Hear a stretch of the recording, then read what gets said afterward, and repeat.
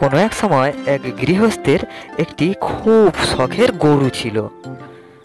প্রতিদিন সকালে গৃহস্থ গরুটিকে মাঠে নিয়ে যেত, আবার সন্ধ্যের আগে গরুটিকে বাড়িতে ফিরিয়ে আনতো। অন্যান্য দিনের মতো সেদিনও গৃহস্থ গরুটিকে মাঠে নিয়ে গিয়েছিল। গরুটি মাঠে চড়ে বেড়াচ্ছিল। এমন সময় হঠাৎ কোথা থেকে একটি ডাঁশ উড়ে এলো। সে গরুটির মাথার কাছে গুনগুন গুনগুন আওয়াজ করতে করতে ভাবছিল কোথায় বসা যায়। গরুটির এত বড় শরীরের মধ্যে কোন জায়গাটায় বসলে আরামদায়ক ডাঁশ সেইটাই ভেবে উঠতে পারছিল না।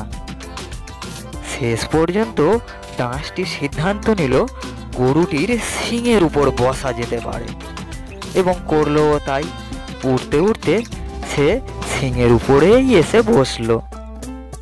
নির্বোধ ডাঁশ গরুটির শিংয়ের উপরে বসে সে গরুটিকে বলল, ও মশাই, আমি আপনার শিংয়ের উপরে বসলাম, কোনো অসুবিধা মনে করলে আমাকে জানাবেন। আমার ভারে আপনার কষ্ট হোক এটা আমি কখনো চাই না। যদি কোনো কষ্ট হয় আপনি আমাকে জানাবেন, আমি তাহলে উড়ে চলে যাব।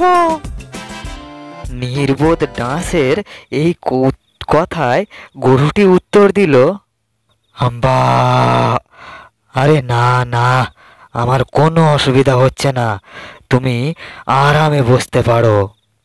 আমার শিংয়ের উপরে তোমার থাকা আর না থাকা দুটোই সমান। আমার শিংয়ের উপরে তুমি যে বসে আছো তা আমি আদৌ টের পাচ্ছি না।